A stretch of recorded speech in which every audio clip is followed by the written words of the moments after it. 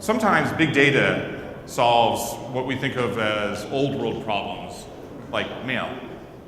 And today we're going to talk about what a very innovative solution that came jointly developed between Pitney Bowes and Impetus. I'm here to introduce first Jeff Sigman and then Sanjay Sharma. And these guys are going to talk about something called Volly.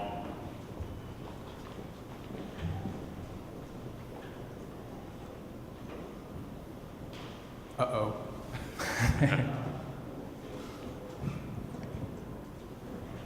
There you go. Put that back on one more time.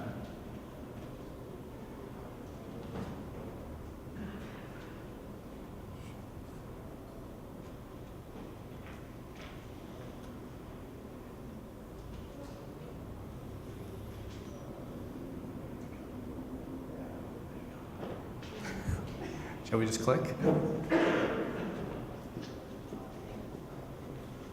So this is Sanjay. His laptop is the one that's running the show, so I won't take any responsibility for the technical glitches. I worked at Pitney Bowes, and what I'm going to talk to you about is a solution called Volly, which is our answer to the fact that we know that mail is going away, mail is going down, and we know that everybody wants to have their bills and statements and things like that delivered digitally. So I was working on the program to build up something called Volly that is a digital mailbox. My job will be to introduce the topic to you guys. I'll explain what it is very briefly, the idea, the concept, and why we need big data to take care of it. Then Sanjay gets to give you some more details about the solution and what we're doing there. So I'll continue going on. What is Volly? There we go. It's a secure, spam-free opt-in and digital delivery service that will empower customers to receive, view, organize, and manage all household accounts, statements, and stuff online. And it should go, but it's not. Okay. And it's a secure digital delivery service that collects various statements and things like that. You can read the statements there, but that's a big blob of information. It's kind of hard to understand. The whole point is, mail's going away. How do I get my important stuff online and not through email?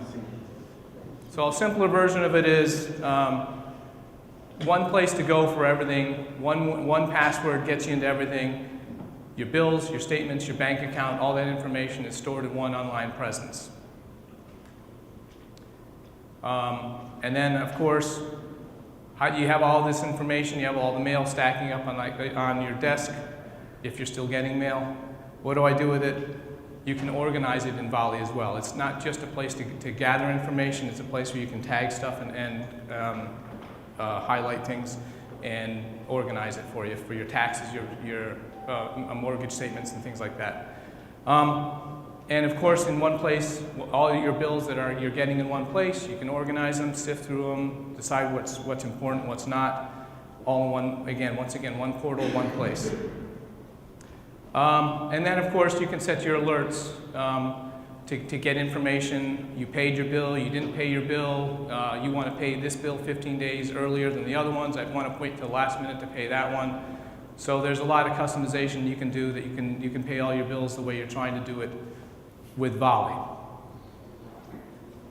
And most importantly is the security aspect of Volly. All of the information that we get from your credit card holders to your income tax, whatever you want to store in Volly, it's stored securely. And that's a very important prospect for Volly. It's bank level security on all the information you get. So everything you get is stored away, encrypted, and you can trust that it's going to be safe. So that's kind of what the idea of Volly is. It's not email. It's not physical mail. It's an online portal where all your information goes, one place, one password, so you can get stuff. So what it means is there's a couple of challenges that we had to get through in order to develop this thing. It's a consumer-based web portal. The Pitney Bowes company is traditionally very working at the B2B space, so this is a much larger piece of data than we're typically working on. And we want to store all the key documents there, and it's got to be permanent storage. Today, if you pick a bank, you get all your statements stored online. Switch banks, guess what happens to all your bank statements? You can't get them online anymore. So those are the kinds of problems we need to be able to make sure that we could solve so that it allows people to switch from bank to bank or service to service and keep all the information there. That means we had to make sure we knew that the data was stored somewhere that we could count on. It's also a global solution, so we have to make sure we're taking care of different business needs in different countries. In the US, Volly is a full application. We do the portal, we do the whole 9 yards. But across the world, there's other places where they only want Volly to be the piping underneath it as a service. So how do you balance the needs of the US where we want a full solution with Australia Post or places like that where they just want to have the piping and things like that and do it all efficiently? And then of course there's multi-tenant data models where some countries have rules that you have to store all the information in the country, in their databases. Other places let you store it whatever you want, wherever you want. In other places, we'd rather buy the storage rather than have it stored ourselves. And then, of course, security, a big concern for it. So how do we build that bank level security into all the documents, information, all that kind of stuff, and manage it across countries, across the world, across users and things like that. And then, of course, scalability is the big issue, right? It's about 4 billion documents and growing in the US. That's just one little market, so how do you manage all that kind of stuff? And then what a consumer wants, they don't care about any of this kind of stuff. They want it to be fast. I want it all in one place, and I want to be able to tag all my stuff. That's sort of the core proposition to the consumer. Behind the scenes, they want to know any of that kind of stuff. And be able to tag stuff so that I can say this is for my taxes, this is for a mortgage, if I want to refinance, and things like that. So then just to give you a little information that says this is not just a small little pet project, right? 2 billion transaction documents will be delivered in the US through a digital mailbox. That's research that was done. And of course, the bigger market is about 8.5 billion. So there's a lot of information, a lot of information needs to be transferred digitally the next couple of years, and where is it going to go, and can it be in a digital mailbox, and can it be Volly?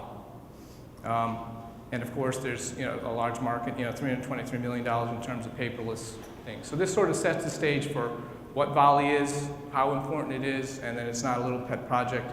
And you're obviously talking about petabytes of data here. And then you look on the right-hand side, it's on the left side if you're looking at it. Left-hand side is basically what the consumer proposition is. That's people logging into the system, getting all their information, pulling their bills down, tagging their bills, storing away their wills and statements, things like that.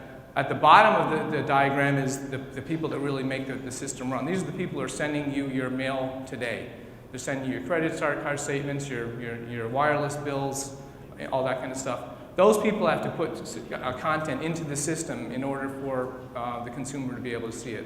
So not only do you have the consumer problem, where the consumer sees the information and the whole portal and all that kind of stuff, you also have to have some sort of interface to all these mailers that are sending stuff out today, paper today, and they need to be able to get it into your system.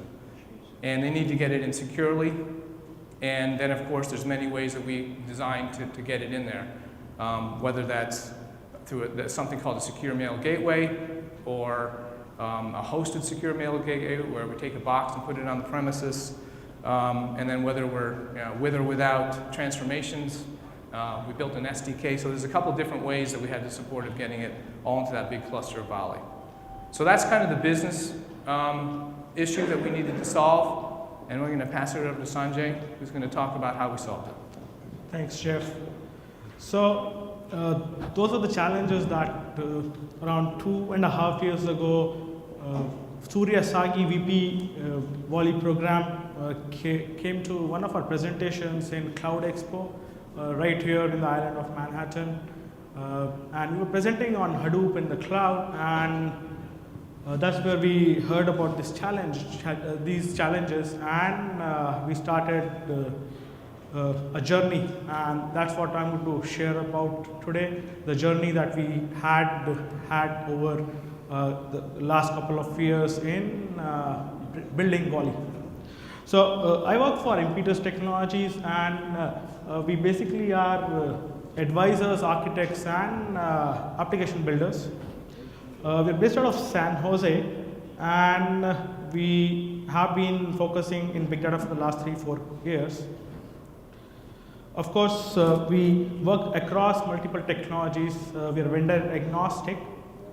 And what we also help in is strategizing big data architecture, proof of concepts, and of course helping customers in deploying the applications as well.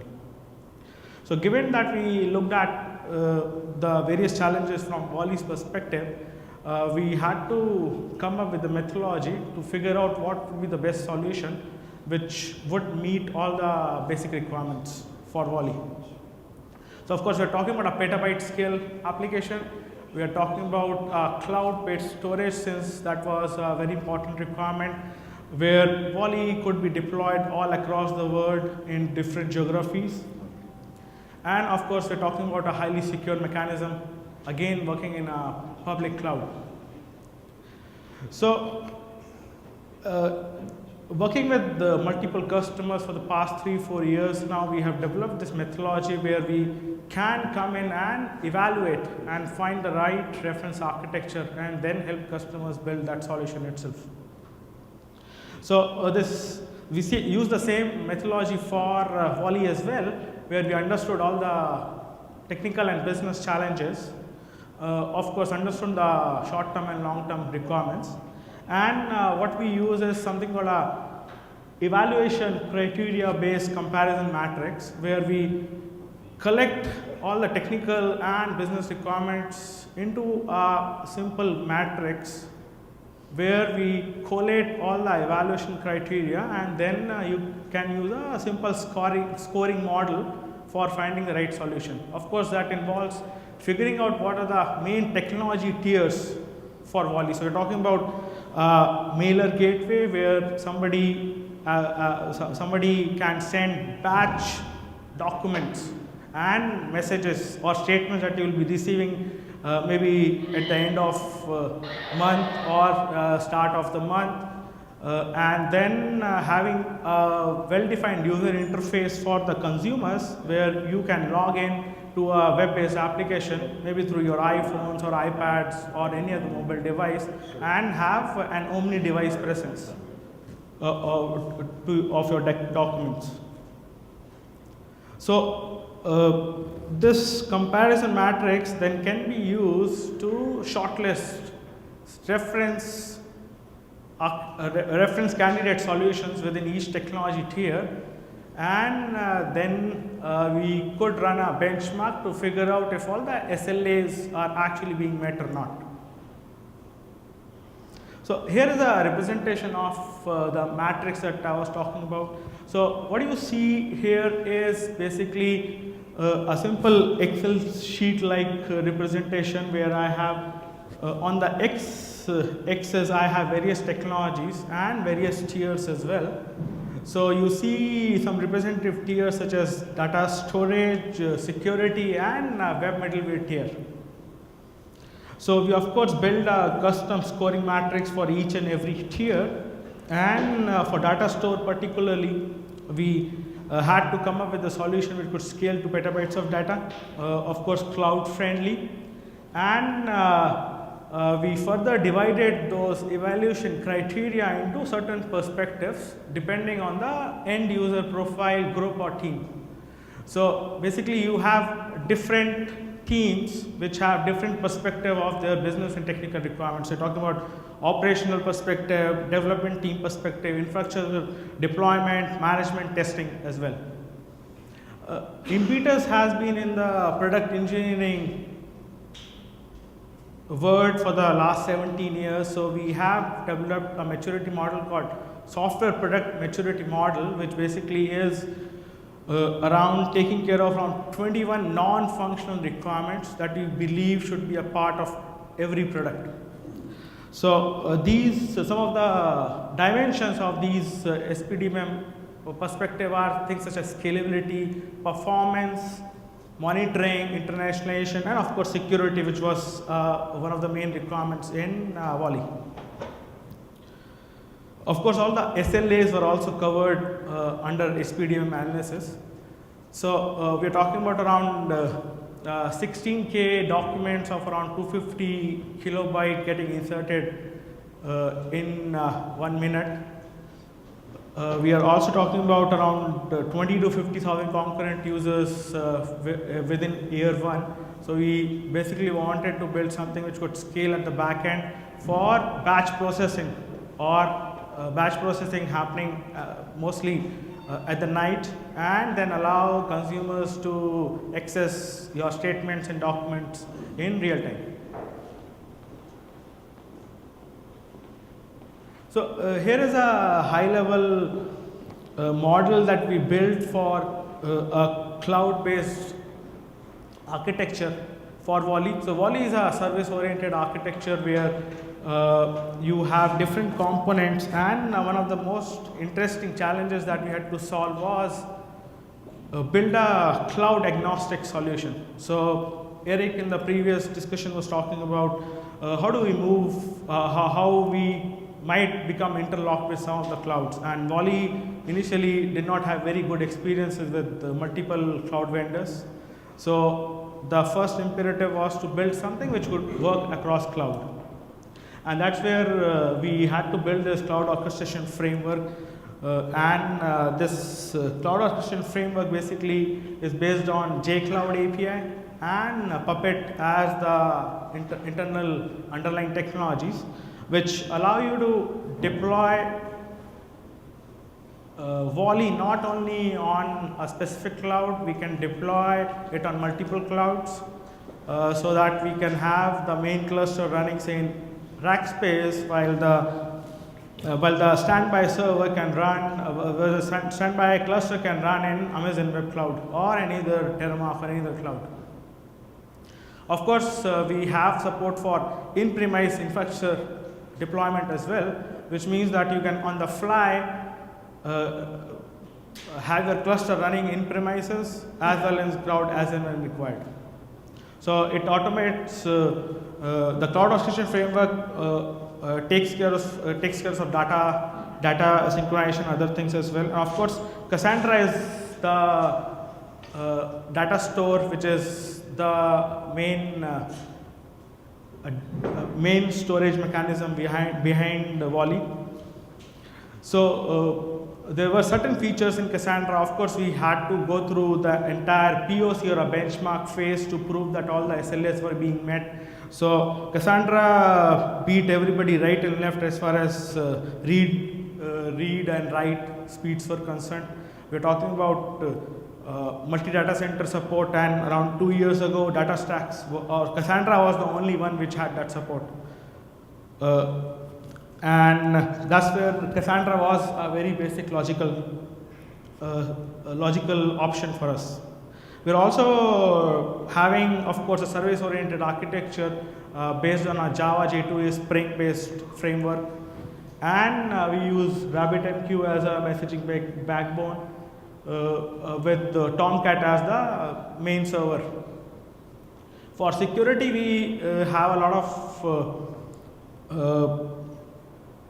lot of systems built in. So when we talk about statements or bills or private documents, we need to have them totally encrypted. So we are using a hardware security module for a PKI based security mechanism, where all the documents basically are encrypted by a 1024 RSA based encryption algorithm. So what were the lessons that we have learned for the past 2 years or so? And of course, Michael will come in and explain how DataStax or the Cassandra community has been able to overcome and provide some of the features now. But we had to start around 2.5 years ago and had to fight many hard battles and learned it the hard way. So regarding design and development, one of the first things that we understood was to create a high level abstraction layer over the low level APIs. And of course, this was required because we had to have security built in at data in rest as well as data in motion. So for Cassandra, we actually use this high-level API layer for encapsulating all the security and all the underlying HSM, hardware security based interactions, to ensure that all the documents or all the PII or PKI data or PCI data are getting encrypted. Of course, testing in QA, Eric also touched on some of this, and as I said, we had to fight some of the battles ourselves, so we had to write a data explorer for the QA and the testing team for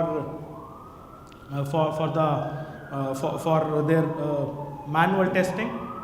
And this is a product called Cache UI. Of course, it's open source. We also open sourced a product called Kundera, Kundera, which is an ORM, which basically can run across NoSQL solutions. And of course, Cassandra was really handy, given that we were facing the challenges with heavy batch writes and of course real-time reads, and we had to play around a lot with the consistency model and the cache model and the cache model as well. So this really helps to utilize the Cassandra caching model as well as the consistency model to figure out how to handle batch and real-time reads in a consistent way.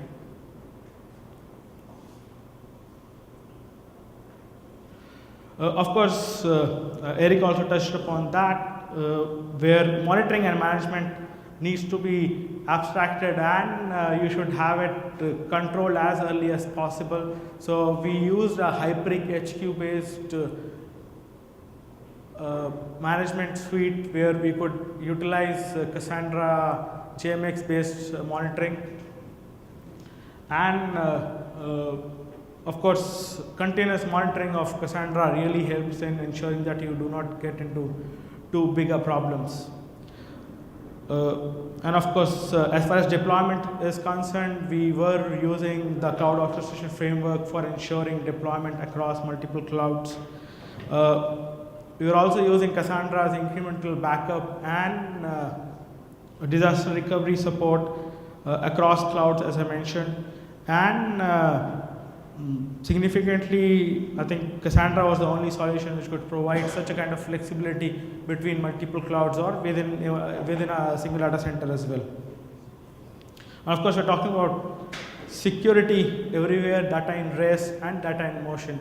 So whether we are talking about iPad or iPhone or any other mobile device, or we're talking about browser-based interface, we have security everywhere built in using all the standard security mechanisms. For data in REST, we of course have everything encrypted in Cassandra. As far as the main PII fields are concerned or PCI fields are concerned, and we use a HA proxy based mechanism for ensuring that we have high availability built in within a single cluster itself.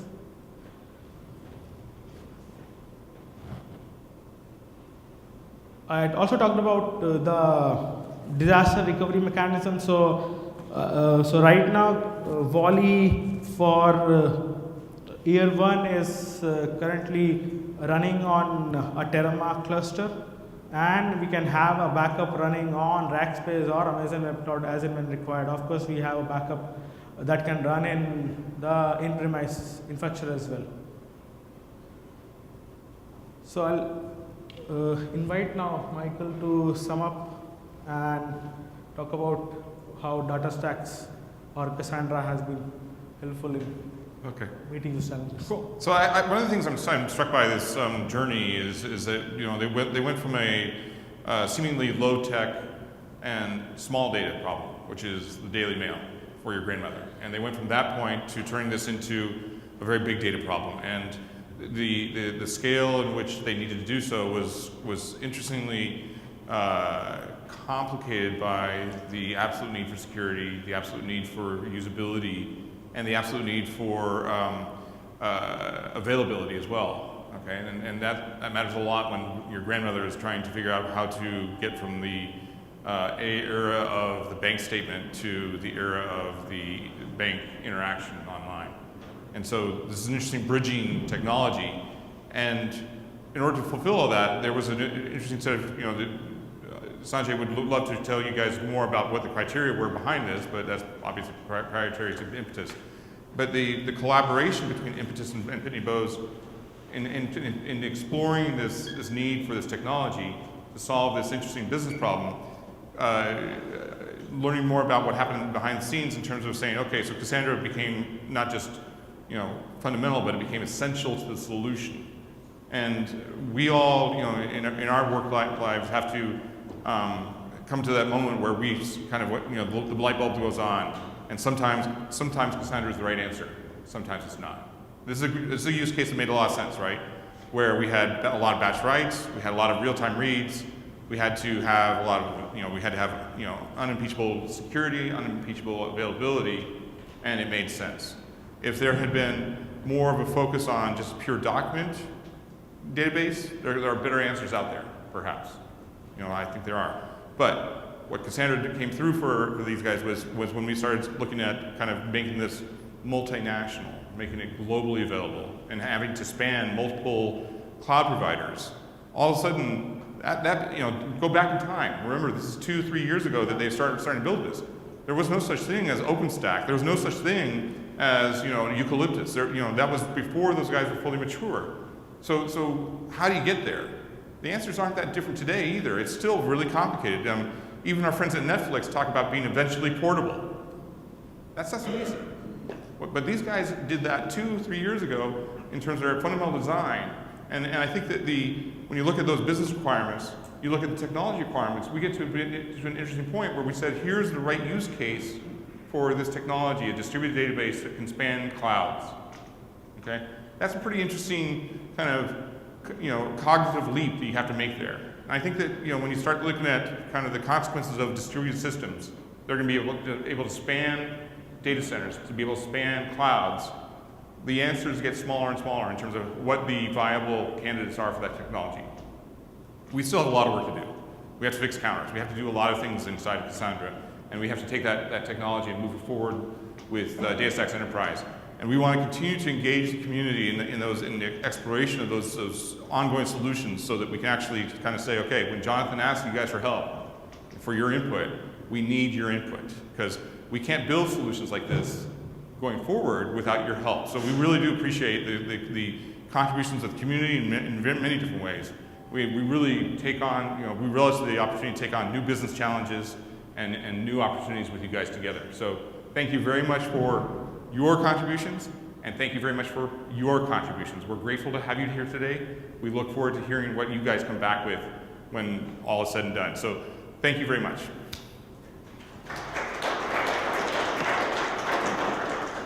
Any questions? Question? You're creating a category of services, something called personal data locker. Just curious what you have in terms of privacy Privacy restrictions around using the data within our system on the customers and the bills and statements and things like that? Is that what?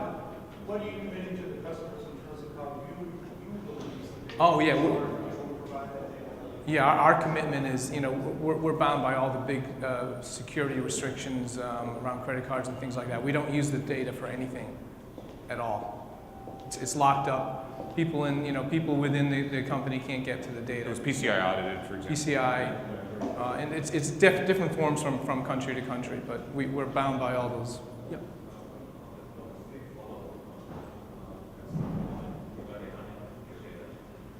Yes. Mm-hmm.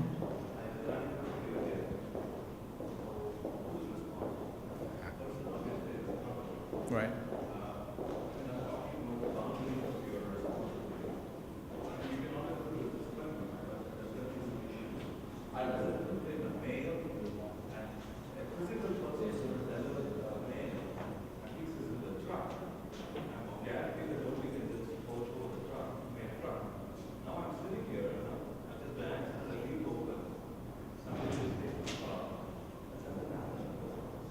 So let me summarize the question or comment. The question is kind of where do the boundaries of responsibility lie between the end user and the provider of the system, and it's a complicated question. There's no good answer. I mean, we talk about medical ethics being complicated. Computer ethics are complicated too. Use case is same. Yeah. I got a mail delivered to the house. Yep. The guy coming with the truck and then we putting the mailbox secure. Yep. Well, no, it's not. No, it's not. It's not secure at all. Yeah. Security companies are without a key. It's not secure. Oh, if you're in a box, but I've had mail delivered to my address that I handed over to my neighbor, right? Mm-hmm. Sure. If you're at work and you're bringing some of your bills to review, Correct. you leave it on your desk. Physical paper bills or statements. That's the sort of whole world law. Yeah. Right. So, Yeah. So that's you. Yeah. yes, so just to answer that, I think at a technical level, what we are doing is you actually have a key within your phones that only you can, or your phone can unlock. Right. But if it is open, it is like leaving an open mail on your, so you are responsible for that. But yeah, you have your own key, only you can open your document, nobody else can. Yeah, so that's built in. Yep. Yeah. Okay. Sorry.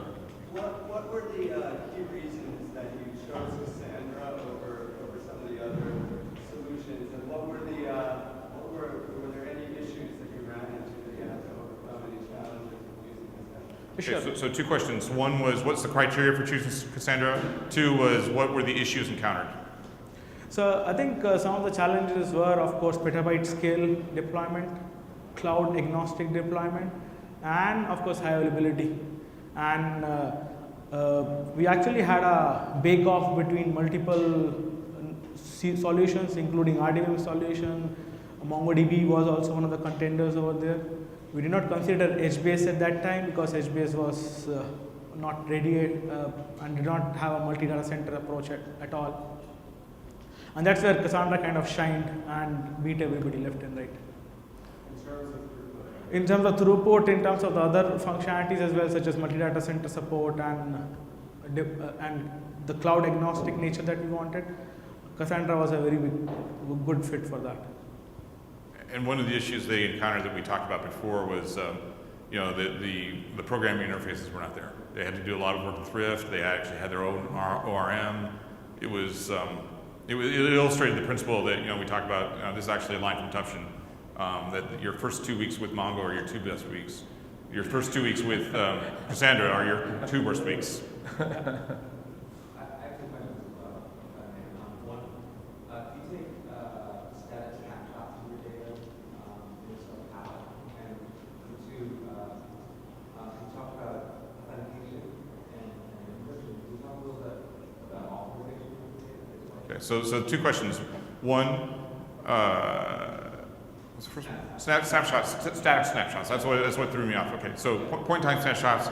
2, authentication and authorization.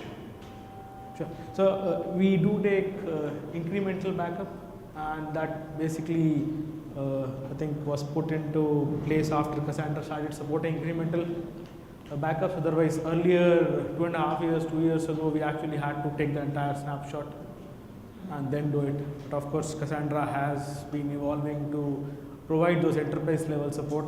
Now, coming to your second question, we actually are using a full-fledged authorization SSO based mechanism. So OpenSSO is the authorization and authentication software or solution, which of course has all the enterprise So that's the authentication mechanism. What's the authorization mechanism? Authorization is also handled Okay, it's inside within All right. OpenSSO implementation. All right. Okay. There was another question. Any other questions? One last question, yes.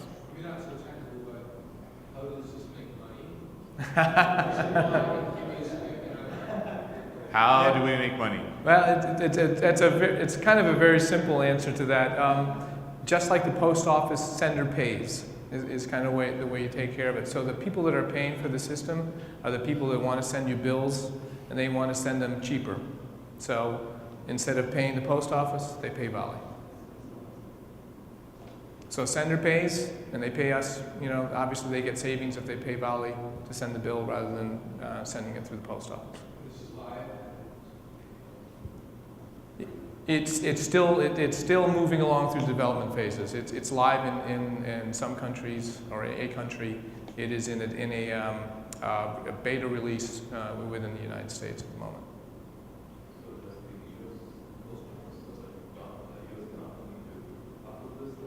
No. The question is, does the U.S. government need to Sorry. approve this thing? So the answer is no. Yep. Ain't capitalism great? That's right. Okay.